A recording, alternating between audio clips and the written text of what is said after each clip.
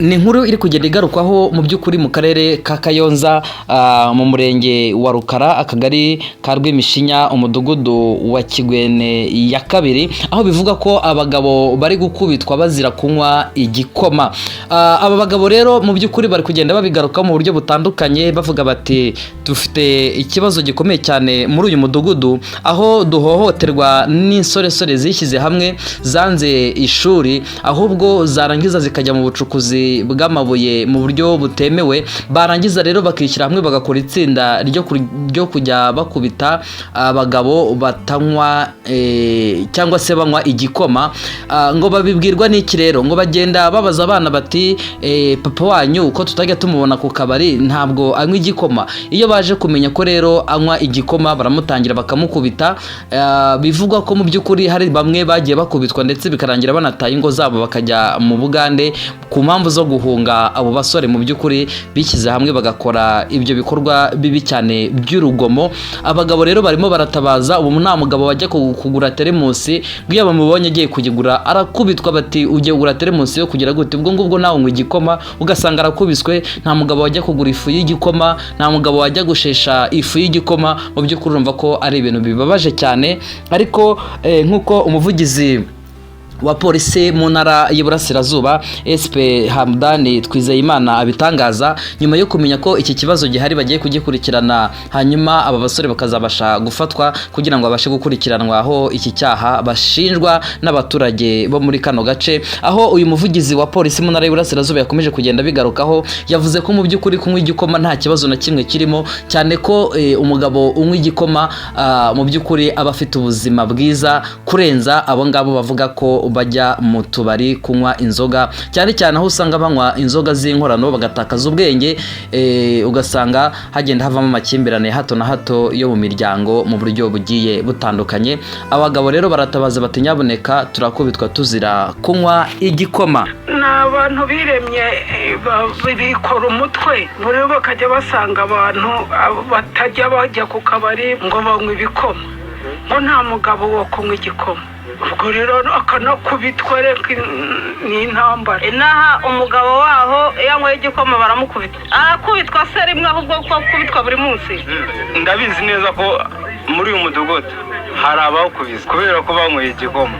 Hari n'uwo bakubise ajya no mu Bugande aratoroka aragenda kubera igikoma. Byabayeho ibyo byo ni inkuru nzi ngiye niyizi. Niyo ngiye gukinywa ngiye nyinywera mu nzu nyinywere hanze akagira umwana ukubona ukinywa ashobora kugitanga amakuru bakazagukubita. Ibyo bintu bari kuvuga ni ukuri wenyine baraza bagasanga nk'umugabo ari mu rugo n'umugore atetse we n'umugabo yicaye iruhande rw'umugore bakaba baravuze ati nta mpamvu yo kwicara impande y'umugore jya ujya mu bandi bagabo. Hari urubyiruko rwishyize hamwe rukwita abantu banyweye igikoma. Hari n'igihe bakubona ubyibushye bakaba bati uriya muntu anywa igikoma bakanagukubita yuko ufite umubiri mwiza unabyibushye. Iyo batakubona mu bandi ku muhanda ubwo bakwibazaho ikibazo kiravuka kuko ubwo bavuga ko ari igikoma kigutunze nabindi. Agomba kukinywa ahubwo mwagatuvuganira abo insoresore zikubita abo bagabo bakazishorera. Umugabo akwiye guhohoterwa ko ni uburenganzira bwe.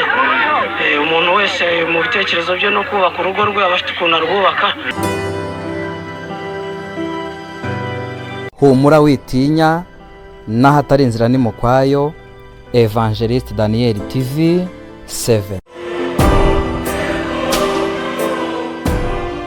Ibihe byiza kandi amahoro y'Imana akomeza abane namwe aho muherereye hose hagiye hatandukanye.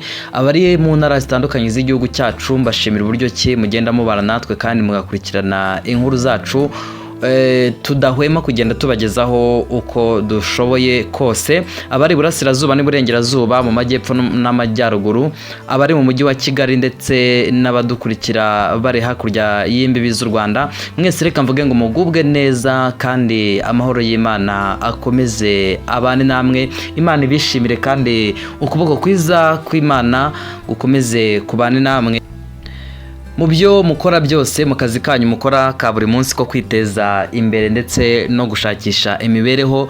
Imana ibarinde umubi, ibarinde satani, umwanzi satani abe kure yanyu, hanyuma kugira ngo ibyo mukora byose bikomeze bibe umugisha. Muri kumwe na Dani nk'ibisanzwe. Reka nshimire umuntu wese ufata umwanya we agakurikirana inkuru zacu ndetse n'ibiganiro tugenda tubagezaho. Shimire umuntu wafashe umwanya we cyangwa se ufata umwanya we agakoresha internet ye kugira ngo abashe kudukurikirana, ndetse shimire n'umuntu wakoze subscribe. Imana imuhe umugisha. Nawe utarayikora tugusabe gukanda subscribe kugira ngo ibintu byose birusheho kugenda neza cyane, hanyuma mukomeze mudukurikirane kugira ngo ibintu bigende neza. Hanyuma inkuru nje kubagezaho muri uyu mwanya mu by'ukuri ni inkuru itangaje cyane, reka mbivuge gutya ariko kandi inababaje, aho hari abasore bikiza hamwe mu karere ka Kayonza. Bivugwa ko ari abahungu nyine b'insoresore ziri aho ngaho zanze kwiga, bakishyira hamwe rero kugira ngo bajye bakora urugomo barukoreye abaturage bo muri aka karere ka Kayonza, cyane cyane abagabo cyangwa se igitsina gabo, aho abagabo bakubitwa bazira kunywa igikoma. Ni ibintu bikomeje kugenda bigorana mwuka byaramwe. Niba umuntu yinywereye igikoma abizire koko? Ku bintu ndeba bikomeje kugenda biba bibi cyane. Ni mu karere ka Kayonza, akagari ka Rwimishinya, umudugudu wa Kigwene ya kabiri, umurenge wa Rukara. Haravugwa abasore bikize hamwe mu by'ukuri, barangije bakora itsinda ryo kujya bakubita abagabo banywa igikoma.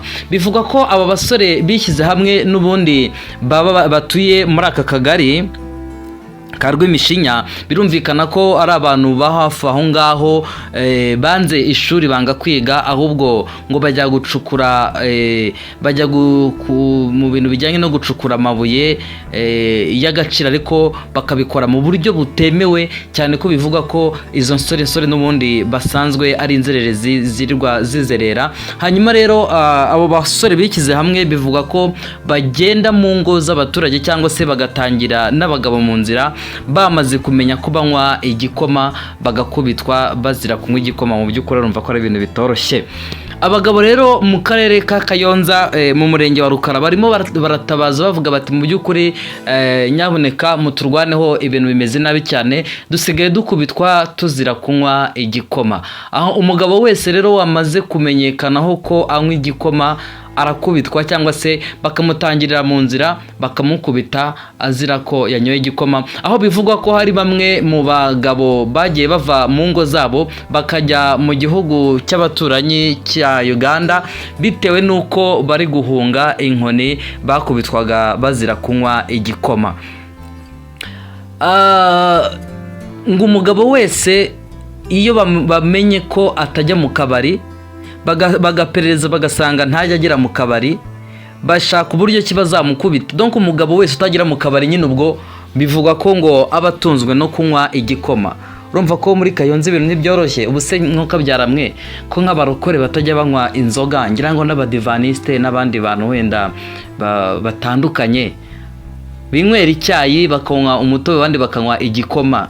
Nk'uko byaramwe ko urumva bakomeje kugenda bahagorerwa ku rwego rukomeye, aho bivugwa ko umugabo wese iyo asanzwe ngo mu rugo, abo bahungu nyine izo nsore yo zimenye ko ngo umugabo ari mu rugo, akaba yicaye iruhande rw'umugore, umugore yaba ari guteka ugasanga umugabo ari hafi aho ngaho, bivugwa ko uwo mugabo nta kindi ngo abanywa igikoma.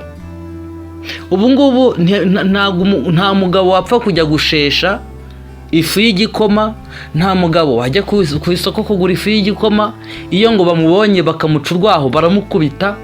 Nta mugabo wajya muri butike ngo ajye kugura teremusi, bamubaza iby'iyo teremusi aho yijyanye, basanga nk'igikoma agakubitwa.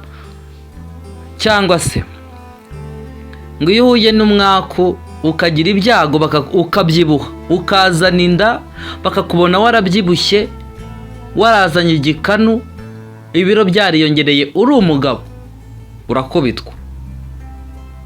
Urumva ko ari ibintu bitoroshye mu by'ukuri. Gukubitwa uzira ko wanyoye igikoma ni ibintu bitoroshye habe na gatoya. Hari n'umugabo umwe wavuze ko mu by'ukuri yakubiswe rwose ku rwego rukomeye cyane, akubitwa azira ko yanyoye igikoma. Ndetse bamwe mu bagabo bo muri aka kagari cyangwa se muri uyu murenge muri rusange bivuga ko iyo bagiye kunywa igikoma biba ngombwa ko bajya kukinywera ahantu hihishe hiherereye kugira ngo hataza kugira umwana ubabona yarangiza akazabibwira abo banyarugomo. Birumvikana ko bagenda babaririza abana bati wenda bagahurana n'umwana bati se papa wawe ntabwo ajya anywa igikoma. Iyo rero umwana bivuze ko papa wanywa igikoma, ubwo papa we aba agatoye. Bivugwa ko rero abo bagabo bakomeje kugenda batabaza bavuga bati nyaboneka mudufashe. Bamwe rero mu bagore b'abo bagabo bagenda bavuga bati mu by'ukuri nk'uko babitangaje baravuga ko ari akarengane gakomeye gakorerwa abagabo babo, kuko umugabo iyo yanyoye igikoma mu by'ukuri nta kintu kimwe biba bitwaye, cyane ko igikoma ari cyiza mu buzima bw'umuntu cyangwa se mu mubiri w'umuntu.